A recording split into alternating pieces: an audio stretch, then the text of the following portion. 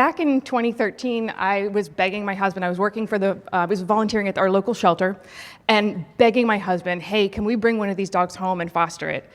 And he was like, well, we're really busy and we work during the week. And I was that kid.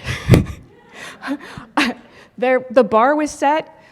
Traditionally, foster has been you take an animal into your home and you keep it until it's adopted, and sometimes that's, a year or more, traditionally. Life-saving. And once, so we ended up not fostering, but a few months later, when they started a short-term foster program, we were the first people that signed up.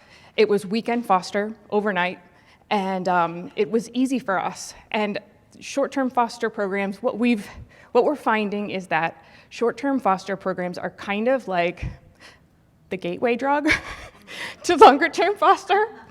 They are actually the gateway to a lot of different things. One, adopters' engagement with your organization, all kinds of things. So we're just touching on this really quick. Maddie's Fund did some market research a couple of years ago on fostering and how to market to people in a way that makes them want to apply. And we got some awesome information. It's on our website, the whole document, but wow, okay, that's backward. Okay, but this one was really interesting to me. What kinds of foster are prospective fosters interested in? And the biggest one was weekend and respite, last chance, emergency, seasonal, until adoption was the last one. And I think that the bar seems so high when somebody hasn't fostered before. It's something that's, kind of scary to people. They don't know what it's like, and they don't know how long they're gonna have the animal. But if you give them the choice of, hey, you can do this for overnight or just a few hours, it makes it so much easier for people to want to get involved. What I thought was really interesting here too was that the 4 that are more popular either had to do with short-term foster, seasonal and weekend respite, or last chance and emergency, like really making a concrete connection between the fostering and how it's going to help save this animal's life. We have been, have any of you guys heard of the nationwide fostering study that's being done by ASU and Virginia? Thank you, Sheila. So Maddie's Fund did a study, is in the process of a study, and we are starting, the researchers are starting field trip programs, and what their theory is that short-term foster, it's like a scaffolding for longer-term foster. And people, if you have a field trip program and grow it, you can get longer-term fosters, then develop a sleepover program, and it helps to kind of boost your overall program. What has been amazing about this is they set the bar really high for the amount of field trips that the participants had to do in 1 month. At the time, the biggest program I'd heard of had sent about 60 dogs on field trips in a month. And the researchers were like, well, we're gonna have each new shelter start a program and do 40 in the first month. And I was like, I'm not sure we're gonna be able to do that, but let's set the bar really high. What was amazing was that they were totally right. When they started rolling out these programs, they started getting 40 field trips, not in the first month, in the first day. We had things like Detroit here, where every single available dog was taken on a field trip. People were literally wrapping around the building and down the street. They really want to take dogs out. They really, really want to connect with your dogs. They want to do it for a short period of time, and a lot of times when they do it for a short period of time, they realize that they can do it for longer. And this is Louisville, Kentucky. This was yesterday. At one of their field trip orientations, they had over 250 people come to this field trip orientation. And I was like, oh my gosh. But real quick, one of the biggest, arguably the largest field trip / sleepover program in the United States is run right now by Lost Dog and Cat Rescue Foundation. They do about 200 field trips and sleepovers every month.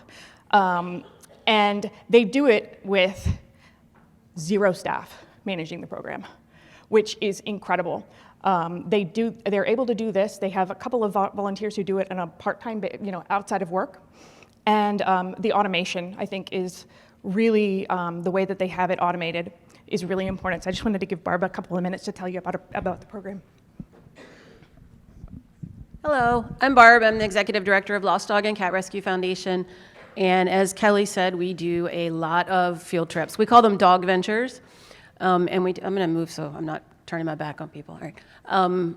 And we started it officially after doing it informally last year, not this past year, on January 1st, and we called it First Day Out. And every dog in the shelter that day, I went out at like 4 or 5 times each. Like we couldn't keep up with the demand, and it's just been amazingly popular and like everyone's favorite thing about our organization.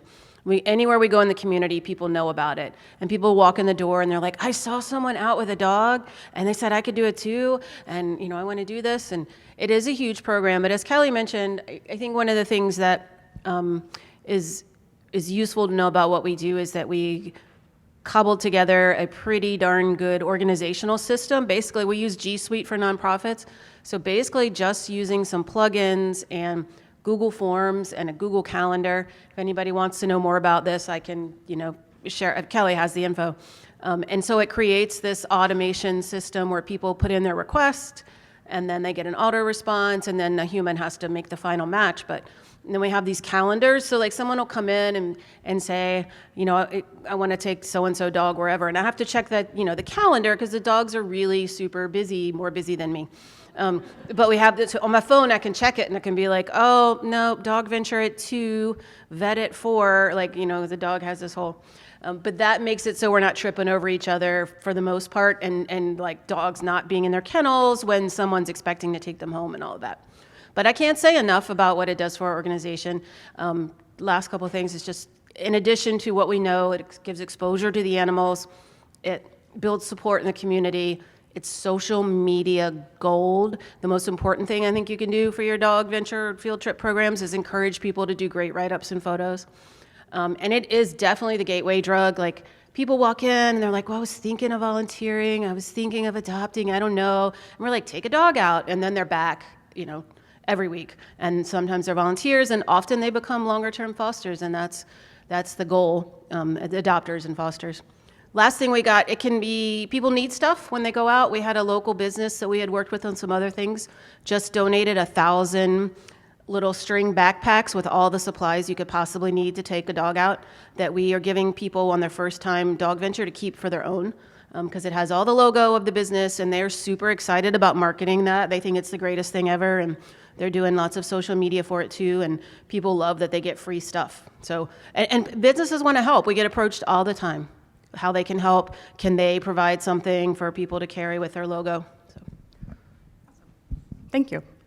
Mary had an excellent idea. Thank you, Barb. To make your organization a polling place, it would work perfectly with short-term foster. Send in your vote, take a dog home. Emergency foster is the other thing. How many of you guys have ever experienced a population crisis in your organization? How about an outbreak of contagious illness, hoarding case, natural disaster? All of these things they can really impact your organization and very quickly change your capacity to be able to save lives. Emergency foster is like the perfect plan to use, especially with reduced price adoptions, to get animals out and into homes so that your organization can make sure that the can have more space for the animals who are coming in. This was in Atlanta. They had, a couple of years ago, they had a hoarding case happen, and it was something like 95 or 100 dogs that came in at once. The shelter had already been full. So they put out a plea to their fosters, hey, can you guys please come and take a dog home, one of the dogs that we have here. Obviously the court cases can't, dogs couldn't go, but they sent 70 dogs out in a matter of about 24 to 48 hours. And the most amazing thing about it was that only 10 of them came back to the shelter.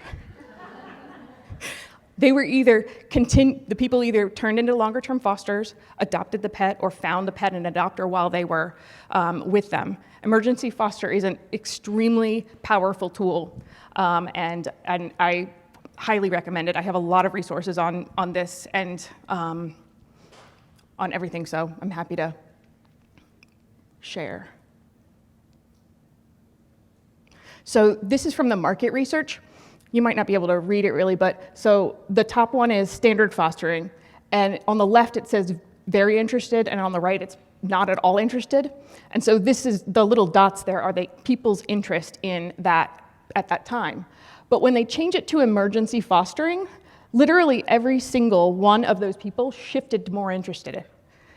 So I think that's really, important. If there is an emergency, people are more interested in helping out, and they often become really good supporters of your organization when they do.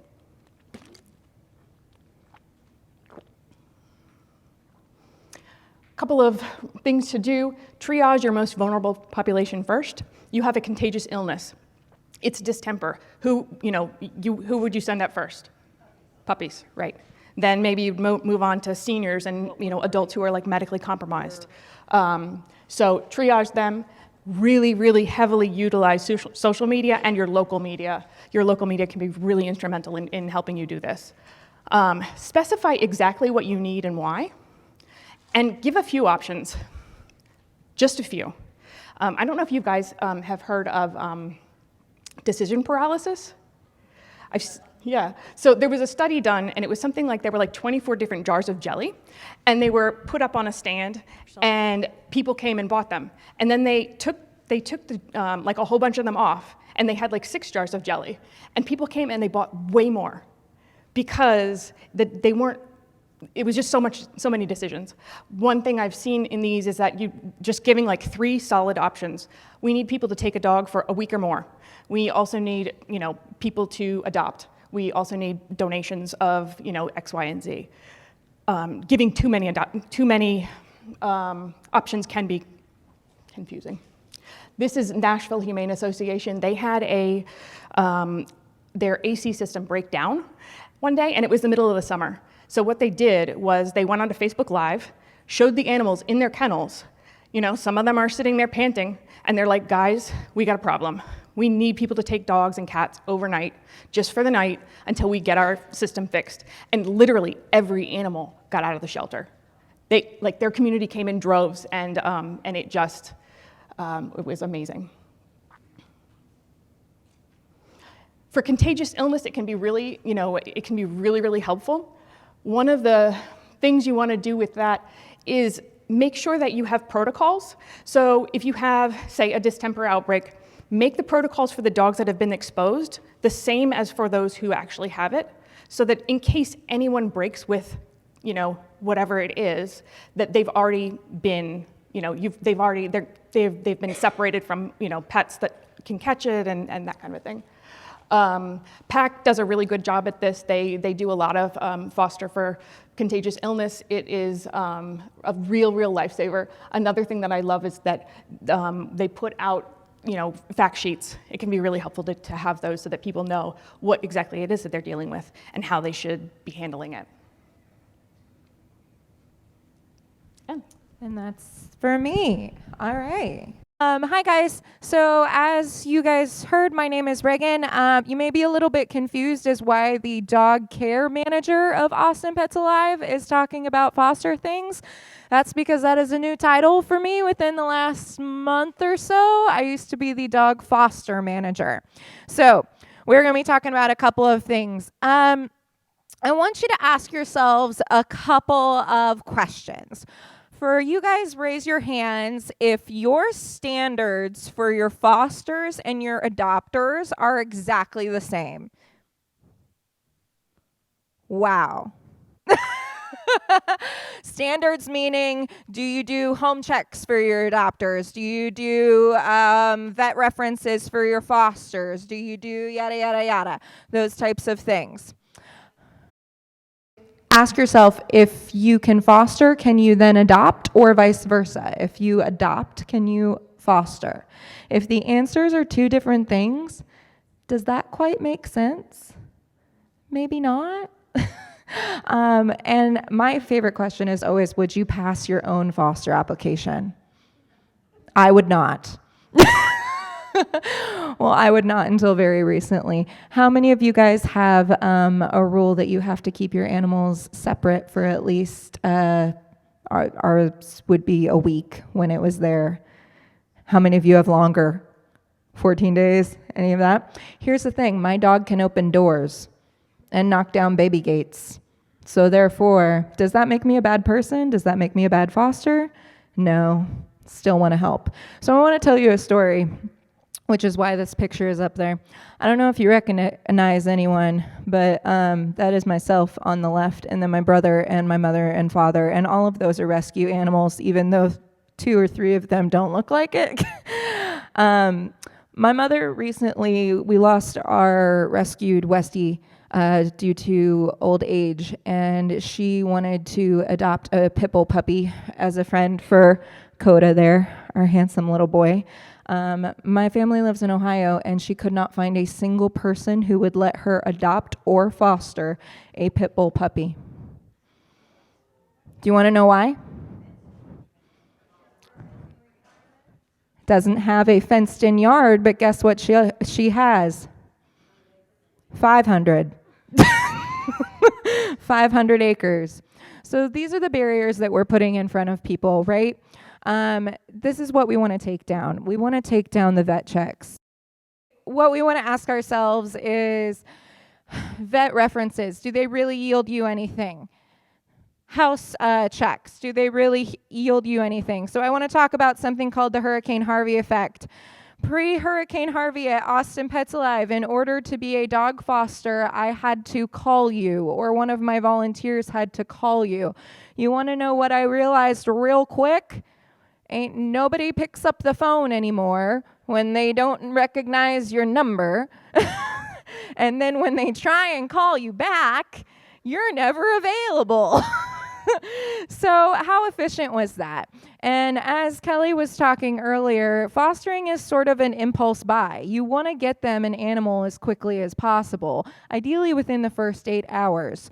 So Hurricane Harvey hit, and then we had hundreds of animals coming into our doors, and they needed to leave now. There was no place to house them on site for a long period of time at all. And by a long period of time, I mean less than 24 hours. And so we had at least probably 500 animals that needed to go to foster homes within 24 hours. Did I have time to call all of the people who wanted to help me? Did I have time to home check any of the people who wanted to help me? Did I have time to vet reference? Oh, by the way, if this happened on a Sunday, their vets ain't open. So no, we didn't. What we found was we cut those checks due to Hurricane Harvey. We took them out. Basically, you came in, you filled out an application for me, I skimmed it, everything looks good, all right, here's your dog. And what we found was no more incidents. Honestly, probably less incidents than we had before we were screening. We increased our population in foster. We got harder dogs into foster. I personally specialize in behavioral fostering, and this was the start of our behavioral fostering program. And again, no rise in incidents. So, another thing is a lot of people come in and you have the family that comes in, and I don't know if any of you do matchmaking or you have that family come in and they say, hi, I have 5 dogs at home, 3 of them are small, and I have 3 children under the age of 3 and 2 cats, and I live in a high-rise apartment. What do you got for me? Do any of you have much? At least on the dog side, maybe not a lot. So I feel like in fosterland, we start to build a culture of we only want you if you can foster something large, broken, that's a pity, paralyzed, with a bite history, that maybe doesn't like other dogs. Do you guys feel that too? And it's hard because those are the guys that need you most, but also you know. Here's the thing. I went and took 3 of our most recent fosters. We created this probably like a week ago.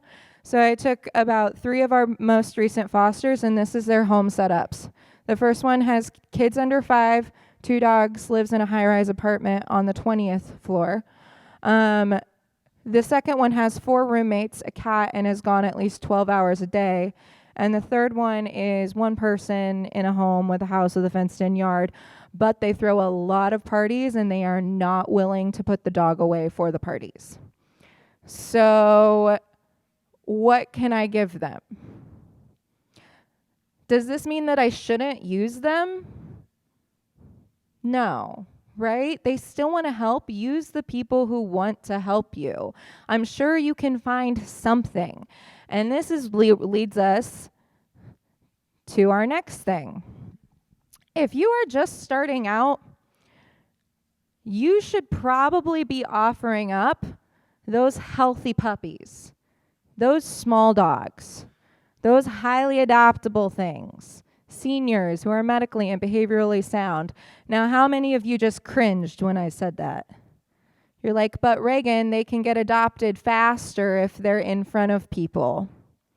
So actually, statistically, that's not true. At Austin Pets Alive, 6% more of our dog population gets adopted from foster homes than they do from on-site, and length of stay is lower. So we have conned ourselves into believing that this is true. We've conned ourselves into thinking, don't send out your highly adoptable animals, they'll be gone next week, right?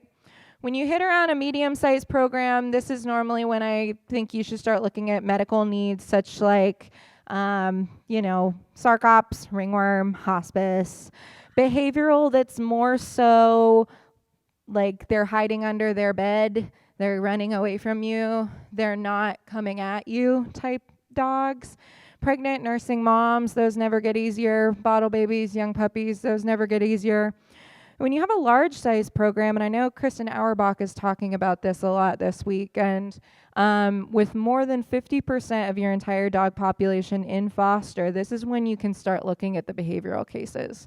This is when you should start looking at your long stays. This is when you start looking with dogs with serious long-term medical needs because you have an infrastructure to handle them, and now you're doing more than just space, right? One of the barriers to fostering is having a pet in your home for a really long time. So PAC, Pima Animal Care Center, does a really good job. They have a great system for getting pets marketed. Yes, that would be great. Rachel Jones is their foster coordinator. They have a really awesome system for getting pets from in foster marketed, and their length of stay in foster is extremely short. And I just wanted to show you the video. Foster coordinator for Pima Animal Care Center, and I work to place our long stay dogs and dogs in behavioral decline in foster homes so that they can decompress and we can glean that sweet, sweet marketing material that'll find them adopters. One of the biggest concerns I hear from people wanting to start a foster program or ramp up their foster program is, well, we send dogs to foster all the time and they just sit there. They haven't found foster to be beneficial in length of stay. And 9 times out of 10, it's because there's no marketing plan in place. Now foster marketing is just a built-in expectation. The Dog Foster Online Orientation has a section dedicated specifically to marketing, just to get new fosters into the mindset of marketing their foster dog sources. When they go out with a physical copy of our marketing manual. They go out with the link to our foster resource page, which has a digital copy of the foster marketing manual. It has adoption paperwork. It has tips for writing great bios, links to HeartSpeak, tips for taking great photos. And there's links to our foster and staff and volunteer Facebook pages where a lot of people collaborate and brainstorm on marketing ideas and help each other out, as well as just post great marketing material themselves while they're sharing with each other.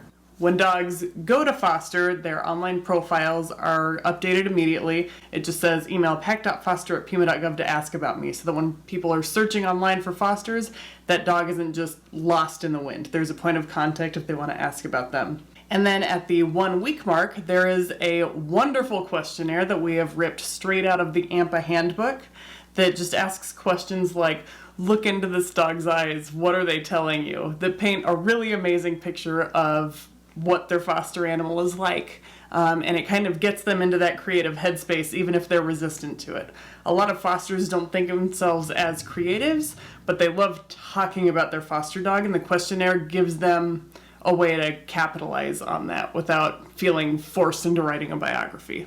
And then when they email that biography back, oftentimes it's accompanied with photos, and we can just copy paste that questionnaire into that dog's shelter profile, which updates to Pet Harbor, Pet Finder, and Adopt a Pet. We also will schedule a Facebook post if there are some particularly cute photos, and oftentimes that's just enough to get an adopter's foot in the door. It's also important for us to maintain a Google spreadsheet of who has responded to the questionnaire, who has sent photos, and which dogs have had scheduled Facebook posts or not. That helps us a lot with who to nag going forward. So when it's time for a dog to come back, we have our fosters schedule a foster return through acuityscheduling.com, but we have a custom template that also asks a bunch of questions that we'll use to help market that dog. And when they fill that out to schedule their appointment, it sends me an automated email, and I can just copy paste into their web profile.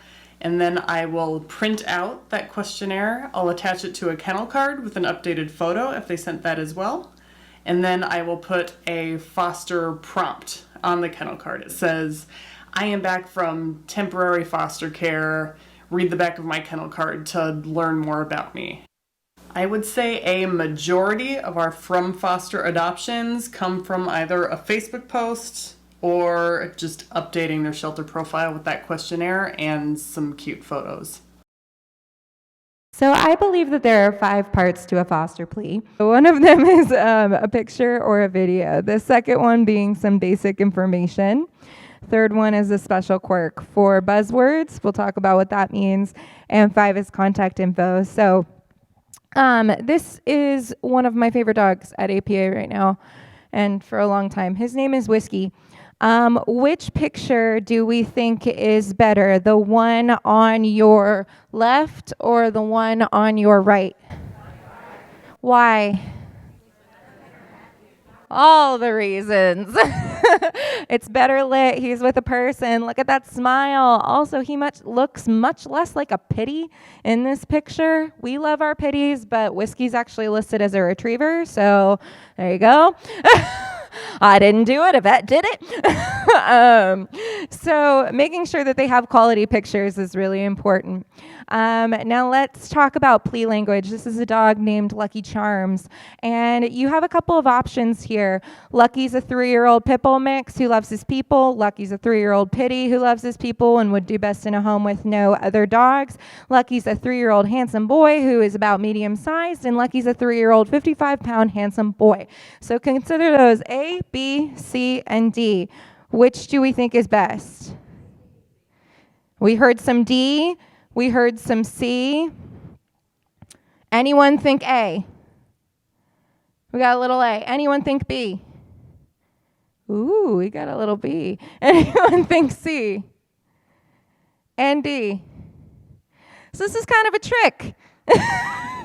These are all okay, but let me tell you what I would do here. So the first one I don't like because it says pit bull mix, right? Even if he is one, do we need to put that out into the world because people have this stigma? I would much rather have them come in and meet Lucky and then be like, oh yeah, by the way, it says he's a pit bull mix. At least I have them in the door, and if they suddenly freak out and say, oh my God, I can't have a pit bull, well, fine, I have them in front of me, and then I can steer them to another dog. If they never get in contact with me because they're afraid he's a pit bull mix, then I've lost a foster. The second one is a really, really huge thing for me. Never, ever, ever discuss behavioral information over online. It is way too complicated of a situation to have a discussion online with. You can absolutely have that conversation in person. And again, we come to the thing of that person's now in front of me. I'm having that conversation. If I get to say, oh, hey, by the way, Lucky's just really not a fan of dogs. He's not going to go out of his way to hurt a dog or anything. He's just not a fan of them.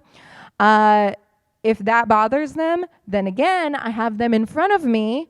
I send them home with another dog. This is going to freak them out, right? People aren't stupid. They think that this means this dog is going to pull out of their hands and go kill another dog, and which is not the case with Lucky. 3-year-old handsome boy who's about medium size, I think that's the best one.